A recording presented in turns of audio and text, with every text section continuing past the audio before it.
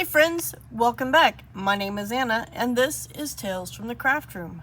Last night I started a new Tunisian crochet hat, doing it in the round, same method as the one I just finished in my previous video.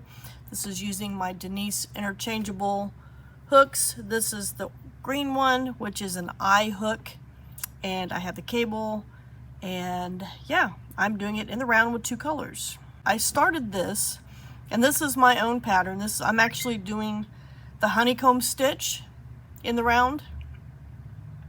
So what I did was I chained 81. So 80 is the number of stitches for my hat, and then this one stitch right here is just a simple Tunisian that is kind of like the seam stitch. So it doesn't interfere with the changing of the pattern. That's just the way I like to do these. I think it works out best for me. So I just have one stitch that's just a simple stitch all the way up, which designates the beginning and the ending of my pattern. That's just how I've always done it. It's right for me. Might not be right for you, but it works out right for me.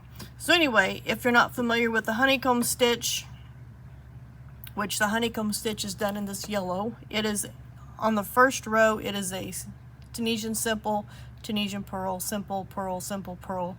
The next row, it is Tunisian purl, simple, purl, simple. So you alternate your stitches each row, and it turns out pretty cool. It kind of gives it a jeweled effect, I think. So I thought maybe we would work on this for a little bit today, and I will do the return stitch and then a little bit of the honeycomb forward stitch for you.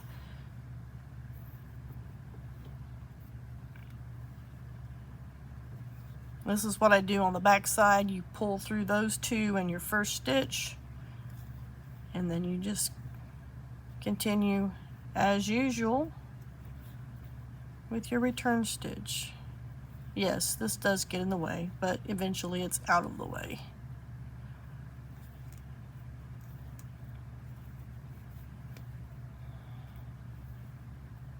As you can see, it's starting to take shape.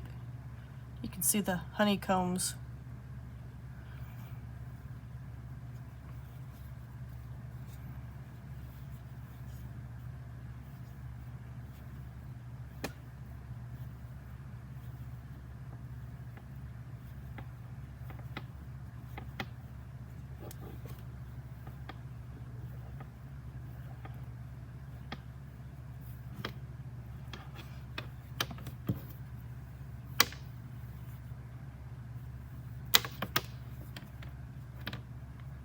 And if you're wondering, yes, the return stitch is that Nooked hat yarn.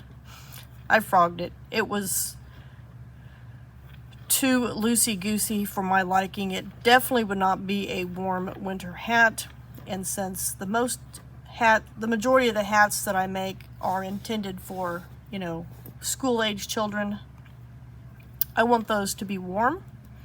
Because if they're anything like me, that cold wind hitting your ears in the wintertime just makes my ears hurt. And I don't want a child to have an earache, because earaches are no fun. So that's why I try to do thicker hats or double thick hats. Now I don't always do that, but in general, that is my plan when I make stocking hats, is to make them warm, to keep the kids' ears and head warm.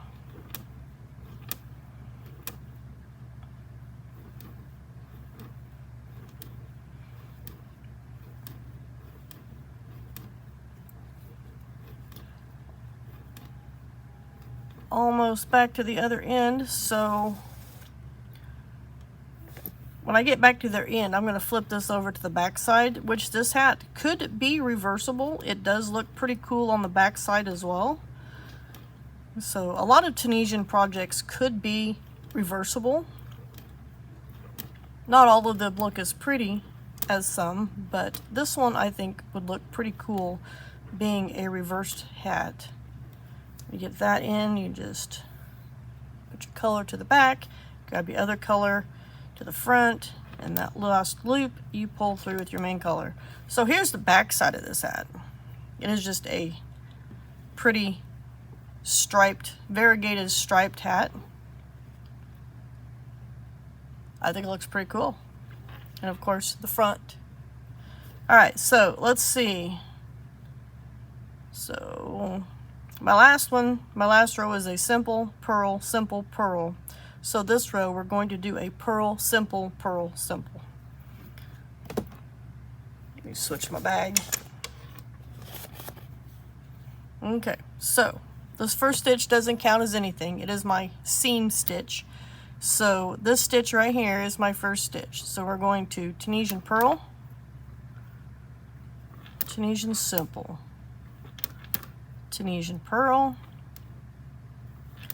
Tunisian simple,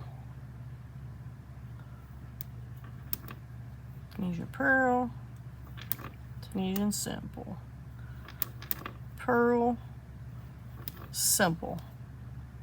We're just going to continue to do that the rest of the way around the hat and then finish it off like we did on this last one, like I do with all of my in the round hats. And you can do this method with a single color, but I like to mix things up because sometimes single colors can be boring.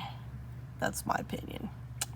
Not always. Sometimes I enjoy a single color, but not very often. I like to mix my colors up. Alright, there you have it. And I will see you in my next video.